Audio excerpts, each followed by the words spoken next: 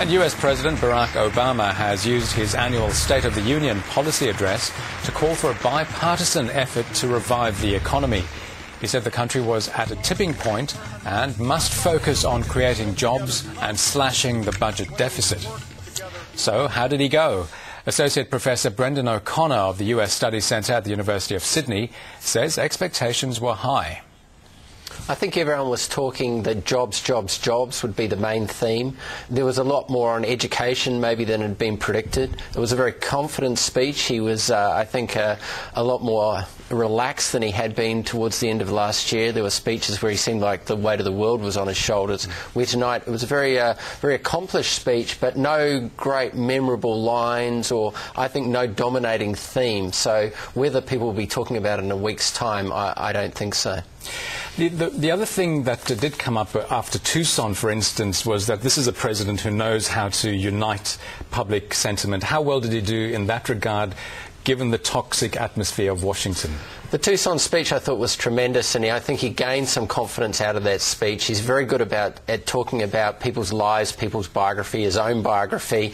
It's when he got onto policies. There's a laundry list of policies in any State of the Union address, and those are the hard things to get the public to be enthusiastic about month after month, and he'll need unemployment rate to come down for his policies to have some kind of real impact on the American public. We're, of course, not that far away from 2012.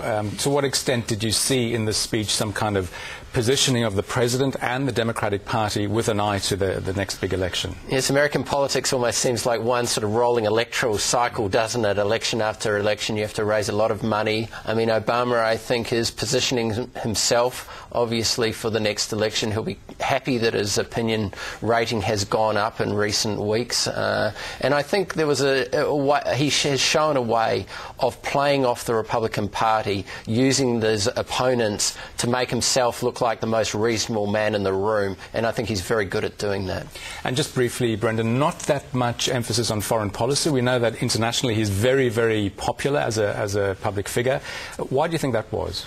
Well, I think he wanted to focus on the domestic problems, particularly the unemployment problem. There was some flourish towards the end about Tunisia, about the rising democratic movement there. That was interesting. Some people might say that's somewhat of a continuation of what George W. Bush was promoting in the Middle East. So the United States, in Obama's words, very much standing on the side of emerging democracies or new democracies. So I think that is of interest, and that is really, I think, where the United States will position itself into the future.